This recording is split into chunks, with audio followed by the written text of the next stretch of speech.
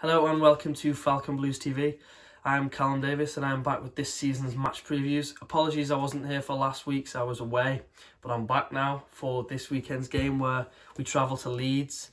It's a 3 p.m. kickoff on Saturday the 21st of August, which means we're not going to be shown on Sky or BT or any of the mainstream streaming sites, so you might have to find a dodgy website for that. Before we get into the video, if you wouldn't mind liking and subscribing, would really appreciate it. And let's get into the video. So Everton come into this game obviously in as good form as you possibly can do after only playing one game. 3-1 win at home to Southampton. My thoughts on the game were that the first half, obviously we were 1-0 down and we weren't at our best, quite flat and uninspiring. But I still didn't think we were awful. I thought we created chances. We had two chances that I can think of off the top of my head where we probably could have scored. And obviously the goal came from a mistake from Keane and him not having many options and panicking. But that second half, I thought we came out and the goal straight after the restart obviously helped lift the crowd. But I thought it was a typical Everton, classic Everton performance, hard working, pressing high, creating their own chances, and then having the fans respond well to that.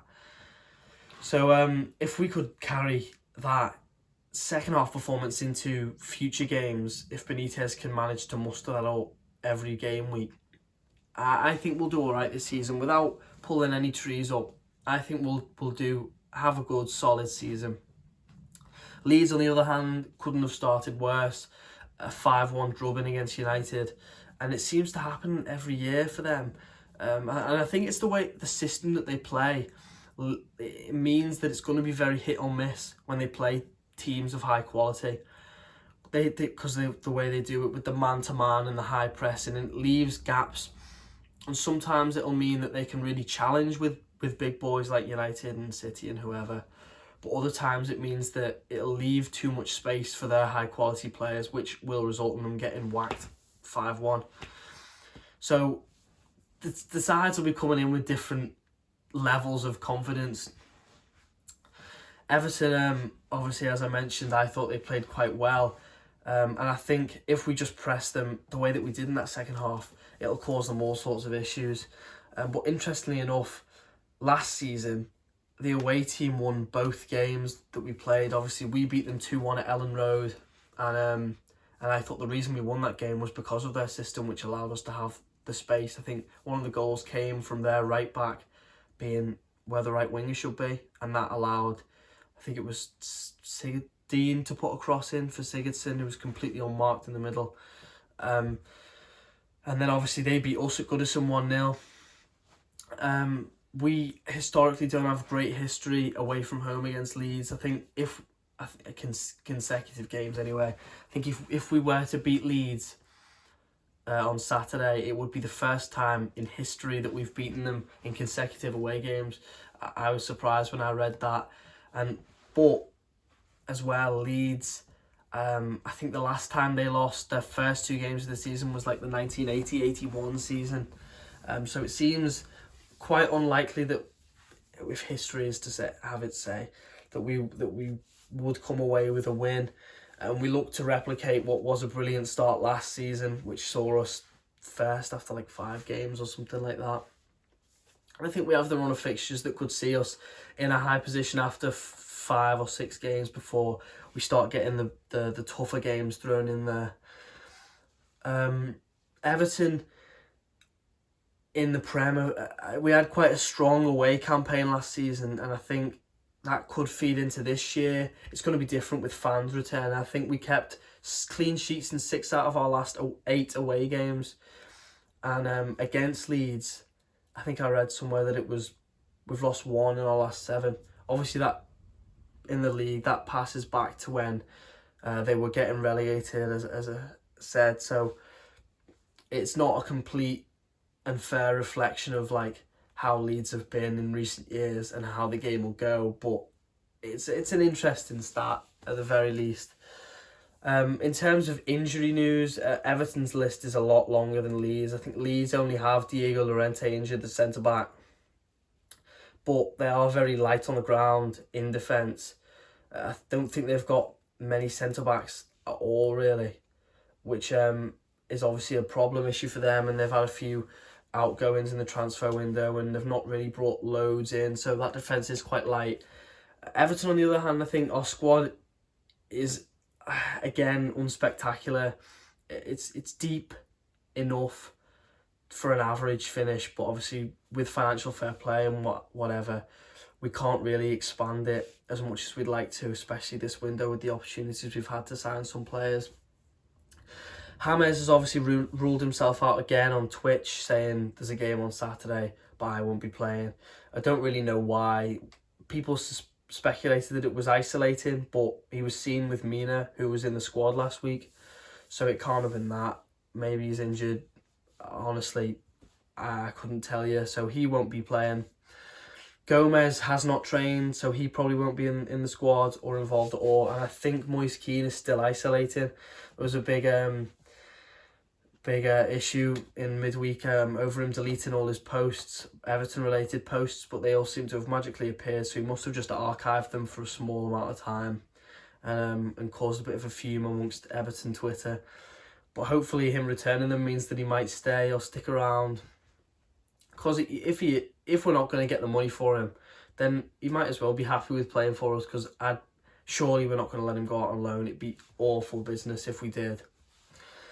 Two that could return, Godfrey and Gabamin. Especially Godfrey was a surprise absentee against Southampton. He wasn't in the squad at all, and no one really knew why.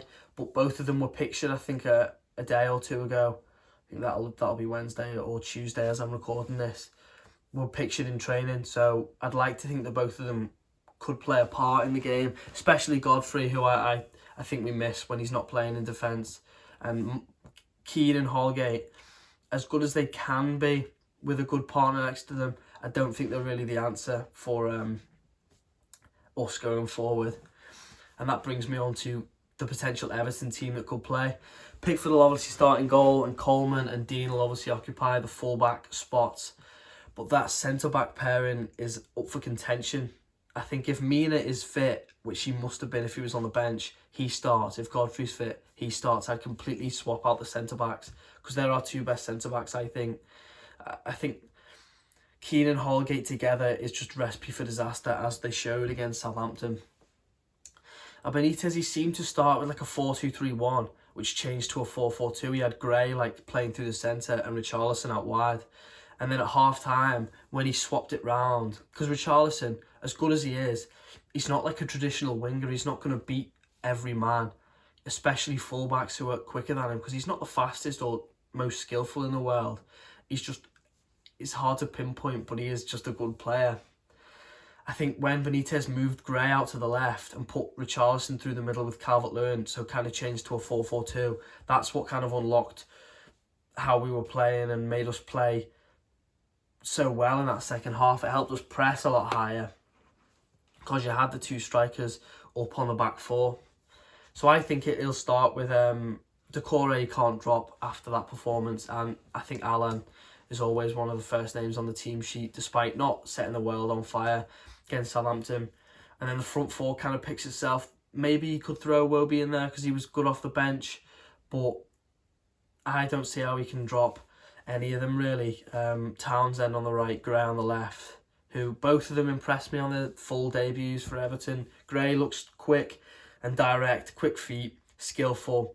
We've kind of really lacked anything like that recently. And Townsend's delivery is just, they're always into a dangerous area. Sooner or later, if he keeps getting space to whip them in, Calvert-Lewin or Richarlison will get on the end of them. And then obviously the two that I've just mentioned will probably start from no-brainer. They both grabbed a goal, Richarlison got an assist. Perfect start for them. And I think it's going to be a big season for both of them this year, because they're going to have to score a lot of goals for us. I think can't really see goals coming from many other places on the pitch other than maybe Decore, who Benitez came out and said they're going to start playing him in a more advanced role. And first goal on the opening day of the season, can't really ask for much more. And Leeds, on the other hand, as I mentioned, they don't really have many injuries, so their team's kind of it'll be something similar to to what you'd expect. I think they play like a 4-1-4-1. So you'd have Meslier in goal, Ayling and Firpo, I think it is, who's quite new, on the left. And then the centre-backs would be Cooper and Struijk, I think it's pronounced, something like that. Because obviously Llorente's not there. Phillips in the holding bit role. You'd have Rafinha on the right. Jack Harrison, who they signed on a permanent deal as well this window, on the left. And then you'd have Click and Rodrigo in centre mids and Bamford up front. As I said, the way they play, it can either smother you or it can feed into you. So I think we're just going to have to see how it goes and how Benitez sets us up to counter the way that they play. I can't really predict it. It's quite difficult, and in terms of what it means, it's hard to say because we're only one game in. We're fifth, they're rock bottom, but it'll all change if we lose a game. We could drop down to 15th. You know, opening days, there's no point really speculating on that kind of stuff. But in terms of a prediction, I'd probably go with an Everton win, maybe 2-1 or 3-2. I can't see us keeping a clean sheet, unless Godfrey and Mina play, which would fill me with a lot more confidence. So I'd probably stick with 2-1, and I think that's not too crazy to ask for another Everton win, which should be a great start to the season, and we can build on it with another couple, 2 or 3 easier games coming up. So you can let us know in the comments down below what you think the score's going to be and how you think Everton played in the last game against Southampton. Obviously there was no video for that one. And yeah, thank you very much for watching. It's good to be back, and up the toffees.